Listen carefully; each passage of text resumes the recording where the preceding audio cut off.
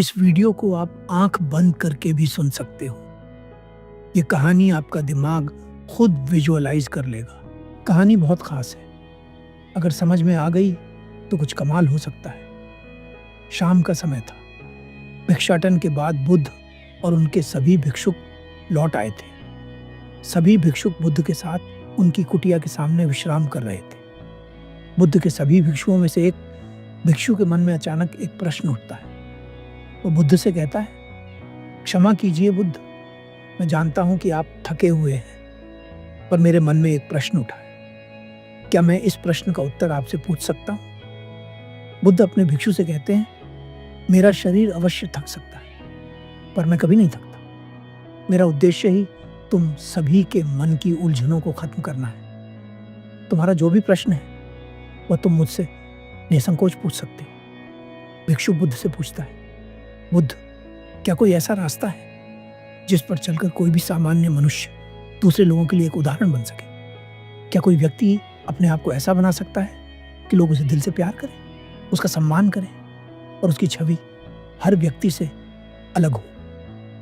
बुद्ध कहते हैं, हर व्यक्ति के भीतर असीम संभावनाएं हैं, पर 100 में से 99 व्यक्ति उन संभावनाओं तक नहीं पहुंच पाते।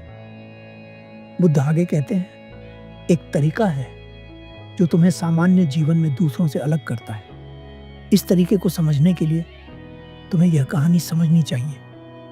एक व्यक्ति था। उसके गांव के लोग और आसपास के गांव के लोग भी उसका बहुत आदर सम्मान करते थे। उसका आचरण इतना अच्छा था कि सभी लोग उसे अपने दिलों में बसाते थे। यहाँ तक कि उसके क्षेत्र का राजा भी उस व्यक्ति से बहुत प्रभावित था।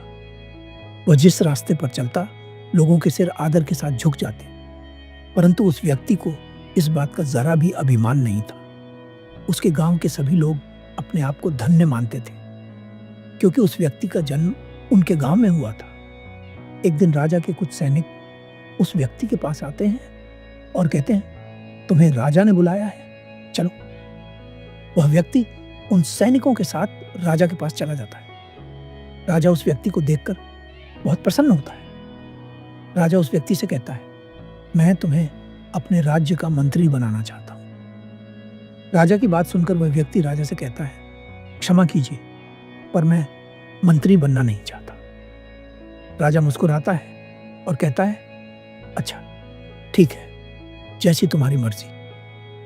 वह व्यक्ति राजा के महल से चला जाता है। इस घटना के बाद राजा के मन में उस व्यक्ति के लिए और अधिक आदर सम्मान बढ़ जाता है। कुछ दिन बाद राजा फिर से उस व्यक्ति को अपने महल बुलवाता है और कहता है, मैं तुम्हें अपना आधा राज्य देना चाहता हूं। जितना मेरा अधिकार इस राज्य पर है, उतना ही अधिकार तुम्हारा भी होगा। मैं जानता हूं इस बार तुम मना नहीं करोगे। राजा की बात सुनकर वह व्यक्ति राजा से कहता है, क्षमा कीजिए, पर मुझे यह भी नहीं चाहिए।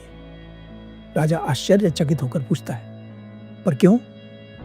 वह व्यक्ति राजा से कहता है, मेरा और मेरे परिवार का पालन पोषण बहुत अच्छे से हो रहा है, हम सभी खुश हैं। इतना कहकर वह व्यक्ति वहां से चला जाता है। कुछ दिन बाद राजा स्वयं उस व्यक्ति को बुलाने के लिए उसके घर जाता है।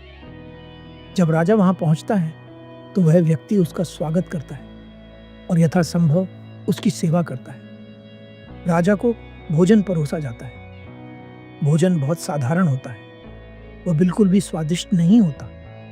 राजा उस व्यक्ति से कहता है, तुम बड़े कमाल के व्यक्ति हो। मैंने तुम्हें मंत्री बनने के लिए कहा, पर तुमने मना कर दिया। मैंने तुम्हें आधा राज्य देने की बात कही, पर तुमने उसके लिए भी मना कर दिया। तुमने कहा कि तुम खुश हो, परंतु तुम्हारे घर की स्थिति तो इतनी अच्छी नहीं है। तुम इस तरह की स्थिति में खुश कैसे रह सकते हो? राजा आगे कहता है, बस अब बहुत हुआ। इस बार तुम मुझे मना नहीं करोगे, क्योंकि इस बार मैं तुम्हें कुछ ऐसा देने जा रहा हूं जिसके लिए शायद कोई भी मना ना कर सके। राजा उस व्यक्ति से कहता है, मैं तुम्हें अपने पूरे राज्य का राजा बनाना चाहता हूं। आज के बाद मेरी सारी धन संपत्ति तुम्हारी होगी। इस राज्य के राजा तुम होगे। तुम बहुत सौभाग्यशाली हो जो राजा बनने का अवसर तुम्हें मिल रहा है।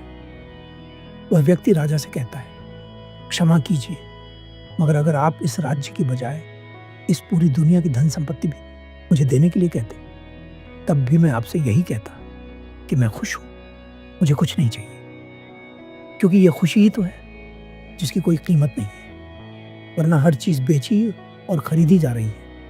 इस राज्य को पाने से मुझे क्या मिलेगा? खुशी।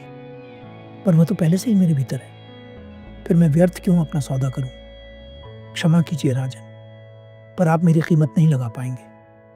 इस दुनिया में हर व्यक्ति बिकने को तैयार है। किसी की कीमत कम है, किसी की ज्यादा और किसी की बहुत ज्यादा, पर बिकते सब है। यदि जीवन में दूसरों से अलग बनना चाहते हो तो ऐसे बनो कि अगर चाहो तो एक पैसे में लुट जाओ, और अगर ना चाहो तो इस पूरी दुनिया की संपत्ति भी कम पड़े। अगर ऐसे बन गए तो हर कोई तुमसे प्रभावित होगा, हर कोई तुम्हें दिल से सम्मान देगा। धन्यवाद।